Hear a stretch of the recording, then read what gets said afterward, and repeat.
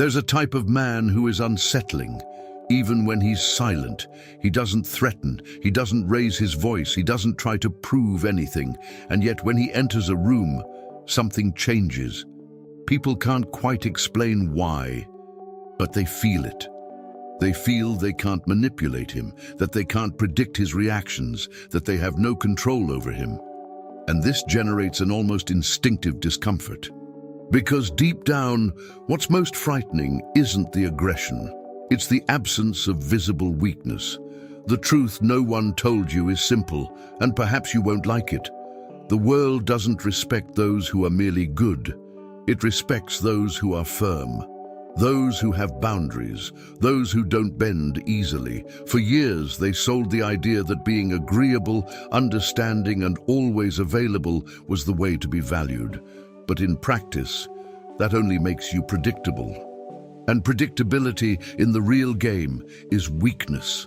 Machiavelli already made this clear without mincing words. It's better to be feared than loved, if you can't be both.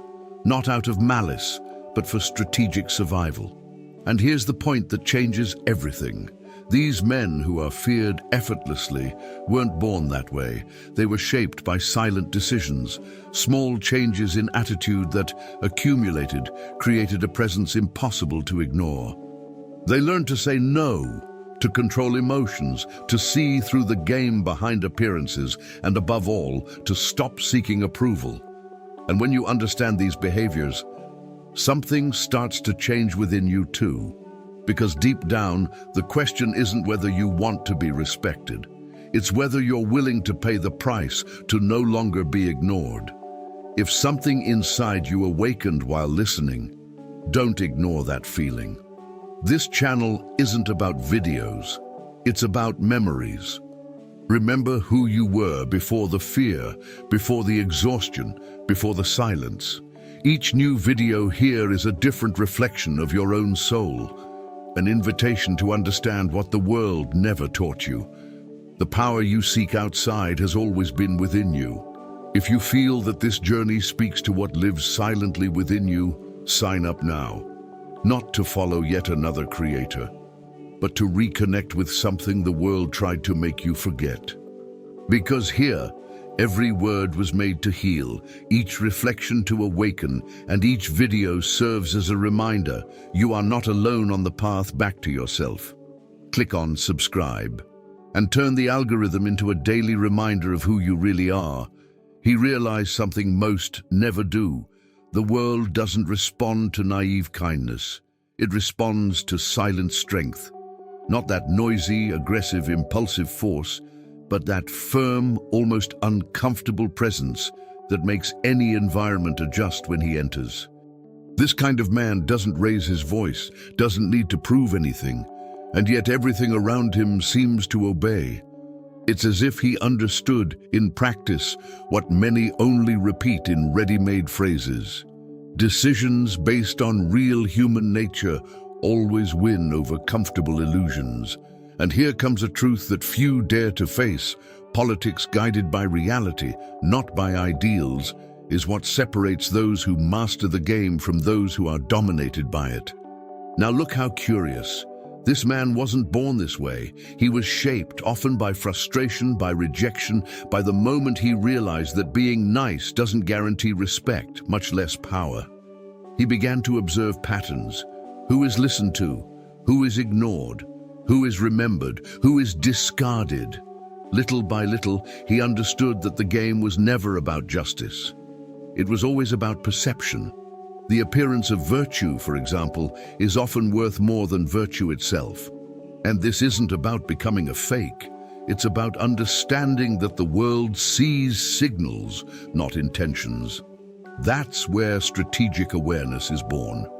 The kind Machiavelli describes without romanticizing. Virtue and fortune go hand in hand, but only those who are prepared can seize opportunities when they arise. And then comes the most uncomfortable point of all. This dangerous man isn't violent, he's unwavering. There's a huge difference. Violence is lack of control. True power is absolute control. He can act forcefully, but he chooses when, how, and if he should act. calculated use of force, never impulsive. He understands that often the simple fact of having power is enough. He doesn't need to prove anything. And that's exactly what changes the game.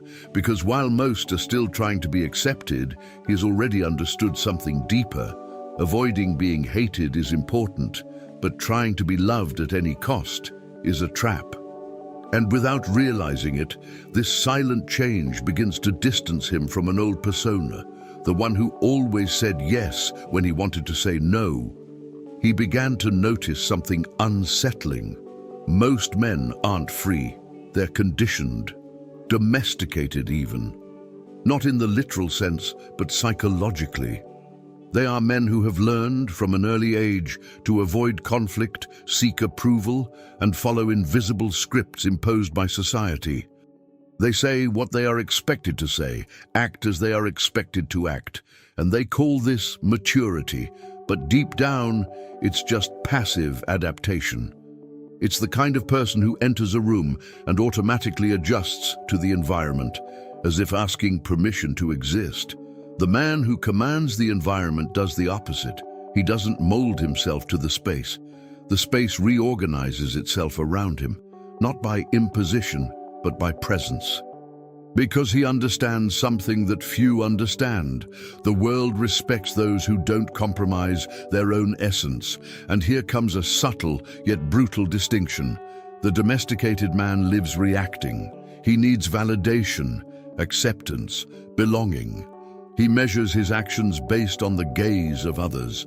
The dangerous man, in the most refined sense of the word, acts from a solid inner center. He doesn't seek approval. He sets his own direction. This changes everything. Because while one is trying to please, the other is playing the game strategically. Decisions based on real human nature, not social illusions. He observes, analyzes, and acts with constant adaptability. If he needs to be firm, he is. If he needs to be flexible, he is too. He doesn't cling to a fixed identity. He adapts without losing control. And that is virtue in its purest form. Now consider a practical example, a work meeting, for instance. The domesticated man avoids disagreeing even when he knows something is wrong. He prefers to maintain harmony rather than defend an important point. The man who commands the environment, on the other hand, listens, observes, and when he speaks precisely. He doesn't talk much, he speaks correctly. He doesn't engage in emotional debates, he engages in strategic decisions. This changes how others perceive him. Because at the end of the day, what defines respect isn't sympathy. It's consistency and positioning. And without realizing it, this difference begins to generate internal discomfort. Because those who still live domesticated begin to realize that perhaps they have confused acceptance with submission. And this is the first step towards rupture. At some point in his journey, he realized he was living a comfortable lie. That version of himself who always helped, always gave in, always avoided conflict, wasn't virtue. It was disguised fear. Fear of rejection, fear of disapproval, fear of being seen as difficult. And here's the turning point that few have the courage to make. He stopped confusing kindness with weakness, because being good doesn't mean being submissive. Being fair doesn't mean self-annihilation. And deep down, he began to see something that Machiavelli had already made clear centuries ago.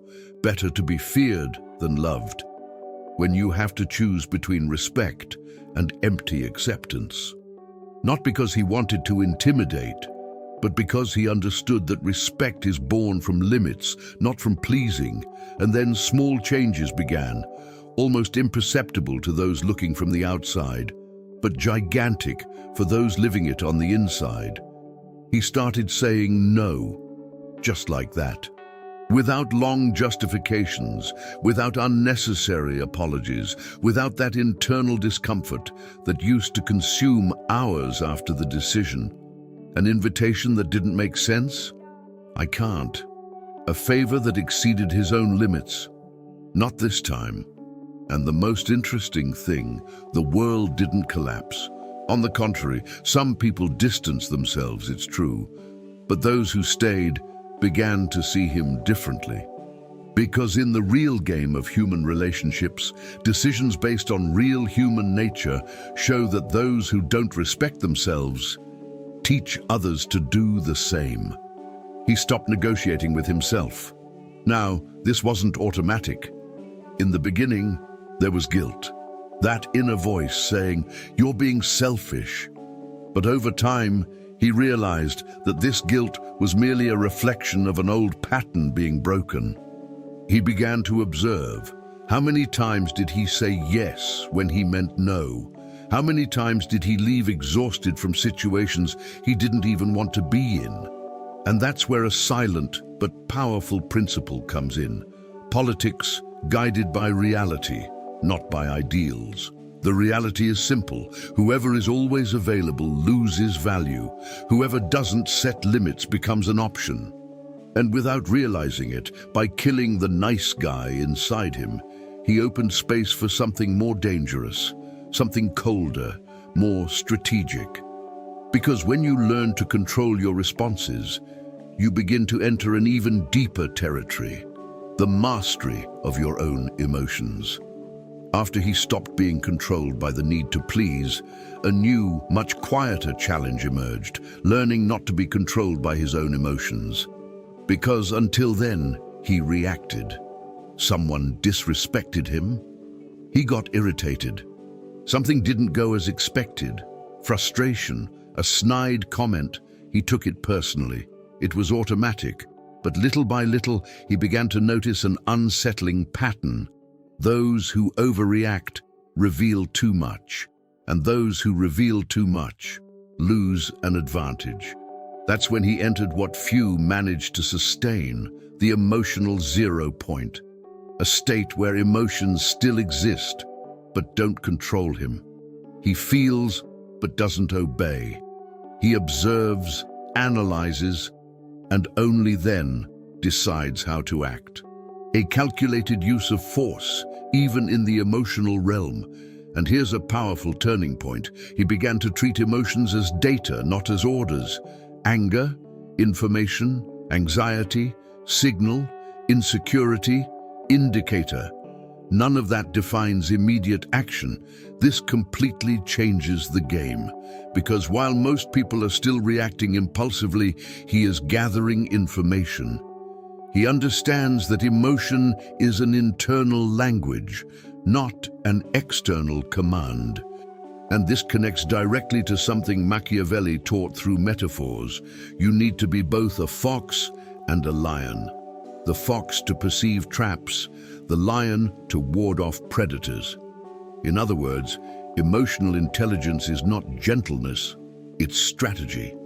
Decisions based on real human nature, not momentary impulses. Now consider a practical situation. Someone tries to provoke you, belittle you, test you in public. The average person reacts, raises their voice, tries to defend themselves, engages in the other person's emotional game. But the person who has mastered emotional control does something far more disconcerting. They don't react. They observe. They respond in their own time, with precision, or simply don't respond at all. And this completely shatters the other person's expectations. Because deep down, whoever tries to provoke wants control. And when they don't find a reaction, they lose power. And that's exactly where an almost intimidating presence is born, not because of aggression, but because of the absence of exposed vulnerability. But this control begins to generate another inevitable consequence. When you stop reacting emotionally, you start to see people as they really are, and this leads to an even deeper rupture. At some point in this silent evolution, he began to see something that changes everything. No one is as great as they seem. Not leaders, not bosses, not public figures, not romantic partners. That aura of absolute authority simply disappears. And this doesn't happen out of arrogance, it happens out of lucidity. He begins to see flaws, inconsistencies, hidden interests. He begins to understand that behind positions and titles there are ordinary people with fears, insecurities, and limitations. And this breaks an old pattern, that of placing others on pedestals while placing oneself below. When that pedestal falls, a new posture is born, more balanced, more strategic, because now he is not intimidated. He observes. Politics guided by reality, not by ideals. And here's a truth that many avoid. Idolizing someone is, at its core, outsourcing your own power.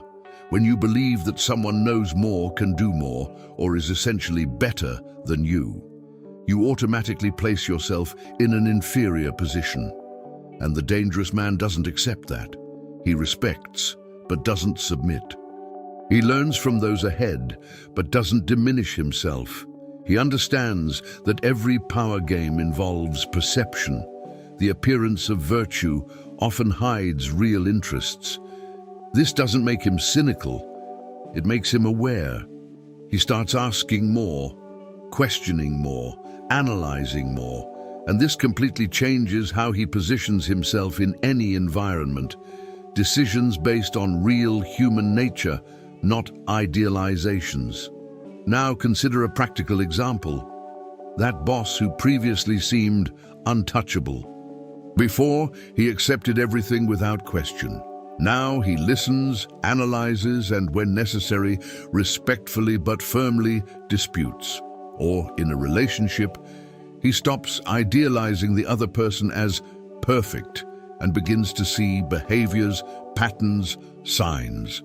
This changes the balance of the relationship, because when you stop projecting greatness onto others, you begin to recover your own.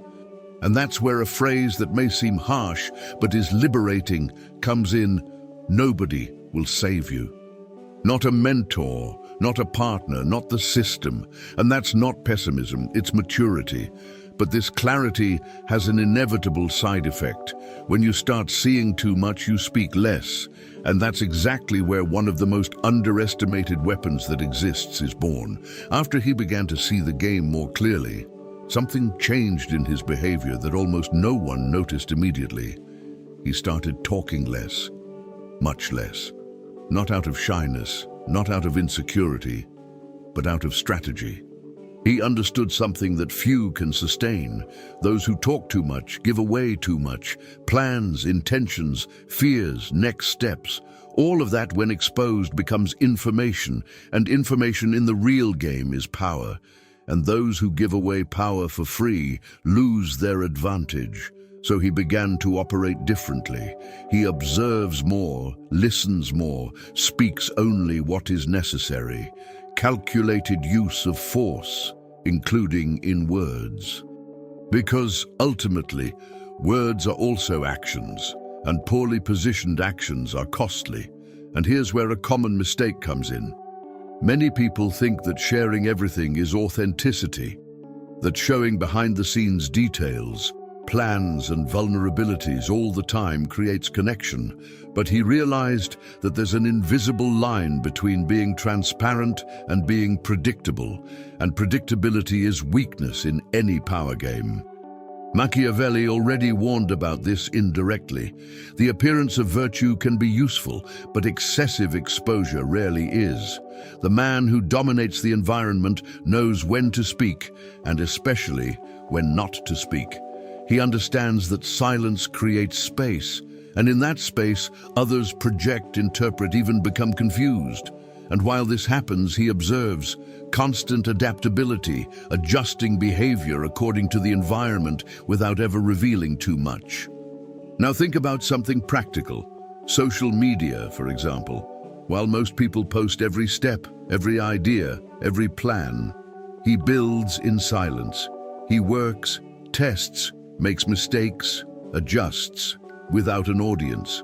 And when he appears, he already appears with results. This completely changes perception, because the world doesn't value intention. It values evidence. Another example. In a conversation, someone tries to extract information from him about plans, decisions, next moves. He responds vaguely, elegantly, without lying, but without exposing himself. And this creates a different presence, harder to read, harder to predict. And in the real game, whoever can't be predicted can't be easily controlled. But this silence begins to reveal something even deeper. Because when you stop talking so much, you begin to perceive an internal energy that was previously repressed, a force that many avoid facing. Here's a point that almost no one dares to talk about, and precisely for that reason, few truly evolve. He realized that it's not enough to be calm, rational, and strategic. There's a force within him that, if ignored, turns against him. Aggressiveness, the capacity for confrontation, the willingness to firmly set limits. And no, this has nothing to do with getting into fights or being impulsive. On the contrary, the dangerous man is the one who recognizes this energy and decides to control it. Because repression doesn't solve anything, it only accumulates, and when it explodes, it comes without direction. But the calculated use of force transforms this energy into something useful, into presence, into firmness, into decisiveness. He ceases to be harmless and becomes trustworthy. And here's an idea that changes everything. The truly good man is not the one who cannot do harm. It's the one who can, but chooses not to. That's control. That's power. There's a well-known quote by Jordan Peterson that perfectly translates this. A harmless man is not a good man. He's just an incapable man. And when he understood this, something changed. He stopped running from confrontation. He started training his body, strengthening his mind, exposing himself to uncomfortable situations, gym, martial arts, high-intensity sports, not just for the physical, but for the psychological. Because when you develop this capacity, you walk differently, talk differently, decide differently. Virtù in action, the ability to act forcefully when necessary. Now consider a simple example. Someone crosses a clear boundary, shows disrespect, tries to impose something. Before they would avoid conflict, swallow it, try to keep the peace. Now they look, respond firmly, without raising their voice but making it clear, not here. And this completely changes the dynamic. Because deep down, the world tests those who seem to have no limits, and those who don't react become targets. Decisions based on real human nature show this all the time, but this integration of inner strength brings an inevitable consequence. When you begin to master your energy, your time, and your presence, you realize that you can't continue wasting it on just anything. And that's where one of the rarest skills that exists is born. At a certain point, he realized a truth that completely changed his way of living. Time and energy are not infinite, they are scarce resources. And like any scarce resource, they need to be allocated strategically. Until then, he accepted invitations without thinking, responded to messages indiscriminately, got involved in situations that led nowhere, all in the name of balance or being accessible. But in practice, this only drained what he valued most. That's when an almost radical change emerged. He started cutting. Without drama, without announcement, without lengthy justification. Cutting people, habits, commitments, distractions. Politics guided by reality, not by ideals. If it doesn't strengthen, if it doesn't enrich, if it doesn't build, get out of the way. And here's a principle that few people truly apply. Focus isn't about doing more things. It's about doing less, with precision. He began to treat each decision as an investment. Is it worth being here? Does this contribute to where I want to go? Does this increase my capacity or just keep me busy? And little by little, his schedule became cleaner, but much more powerful. Because now, every action has direction. Virtu and Fortuna reappear here. Luck favors the prepared, but no one prepares by living on autopilot. He creates routines, defines time blocks, eliminates distractions. A practical example: instead of consuming random content for hours, he chooses to study something specific, reading books like The 48 Laws of Power, The Prince, or even market reports if he's focused on business. Instead of training without a goal, he follows a structured plan. Everything has intention. Now, this has a side effect that few are willing to accept. When you start to truly prioritize, you disappoint people. You say no more often. You become less available. And inevitably, some will interpret this as arrogance, coldness, detachment.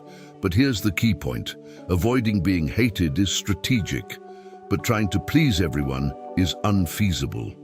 The man who commands the environment understands that respect comes from consistency, not convenience. He accepts this silent cost because he knows that dispersion is weakness. And little by little, this prioritization begins to generate another inevitable consequence. The more you distance yourself from the noise, the closer you get to yourself. And this puts you face to face with something that most people run away from all the time. There comes a point when he realizes something few have the courage to uphold. True evolution pushes people away. Not because he becomes arrogant, but because he begins to see the world with a level of clarity that not everyone wants to face. Conversations change, interests change, the way he views relationships changes, and suddenly, that environment that once seemed comfortable begins to seem limiting. That's when many retreat. They return to the group, to the norm, to what is accepted, but not him. He understands that loneliness and solitude are different things. Loneliness hurts, solitude builds. And he begins to choose to be alone, not for lack of options, but for alignment. Politics guided by reality, not by ideals. Not everyone will walk with you. And here comes a profound rupture. He stops depending on the group to validate his own perception. Before, he needed confirmation. Am I right? What will others think? Now he observes, analyzes, and decides for himself. This doesn't mean ignoring opinions. It means not being held hostage by them. Decisions based on real human nature show that crowds rarely think. They react. And those who react along with the crowd rarely lead anything.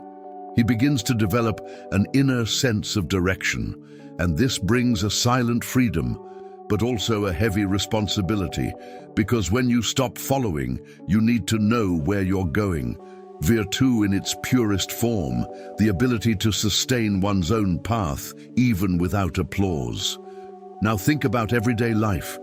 He begins to value moments alone, training without needing company, studying without distractions, walking without headphones, just observing his own thoughts. He learns to be silent without feeling the need to fill the void. And this strengthens something that almost no one develops: inner clarity. Because in the midst of the constant noise of the world, whoever can listen to their own mind gains an advantage. But this solitude also reveals something deeper, because when you distance yourself enough, you begin to see the whole game with different eyes. And this perception has a price that not everyone is willing to pay. And then he reached the point of no return. When you see the world as it truly is, everything changes. Relationships cease to be merely emotional. They also become strategic. Conversations cease to be just exchanges. They become interpretations. Environments cease to be neutral. They become fields of influence. And this isn't paranoia, it's refined perception. But there's a silent cost to all of this, because from that moment on, he can no longer unsee what he's learned. He perceives patterns, intentions, power plays, even when he doesn't want to. Politics guided by reality, not by ideals, and reality is often uncomfortable. And here's the point few people talk about. The more aware you are, the less innocence you retain. And that weighs heavily. He begins to perceive when someone is being fake, when a relationship is convenient, when an opportunity is a disguised trap, and over time, this can generate a certain emotional distance, not because he has become cold, but because he has become selective. He understands that the end justifies the means within certain contexts, not as an excuse for any action, but as an understanding that the real world does not operate in absolute purity. And this requires maturity. Because without balance, this type of vision can lead to cynicism. With balance, it leads to power. Virtù and fortuna again, knowing how to act precisely at the right moment. Now think about everyday life. He enters a room and immediately reads the dynamics. Who truly leads? Who only pretends to? Who talks too much? Who observes? He doesn't let himself be easily swayed. He analyzes before trusting. He tests before committing. And this creates a silent advantage, but also a burden. Because always being attentive, always analyzing, always adjusting is exhausting. Constant adaptability demands energy, and that's precisely why few sustain this level for very long. Most prefer to return to autopilot, to the comfortable illusion.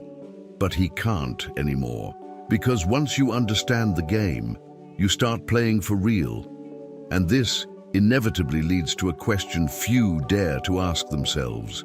Now the question is no longer theoretical and becomes personal. How many times have you realized you were being ignored and yet you continued to be understanding? How many times have you swallowed something you should have said just to avoid discomfort? How many decisions have you made thinking more about the reaction of others than about your own truth? The reality is simple and uncomfortable. No one will respect you more than you respect yourself. And as long as you continue to negotiate your own limits, the world will continue to test how far it can go with you. So tell me, which of these behaviors do you still avoid? Saying no? Controlling your emotions? Stopping having to explain yourself all the time? Or perhaps the most difficult thing, to stop seeking approval from people who don't even know what they're doing with their own lives. Because in the end, this isn't about becoming cold. It's about becoming aware. It's not about dominating others. It's about stopping being dominated without realizing it. Now the decision is yours. Are you going to continue being predictable? Or are you going to start becoming someone the world needs to learn to respect? If this type of content opens something up in your mind, then you already know the next step. Subscribe to the channel and turn on notifications. Because here, we don't talk about what's comfortable. We talk about what works in the real world.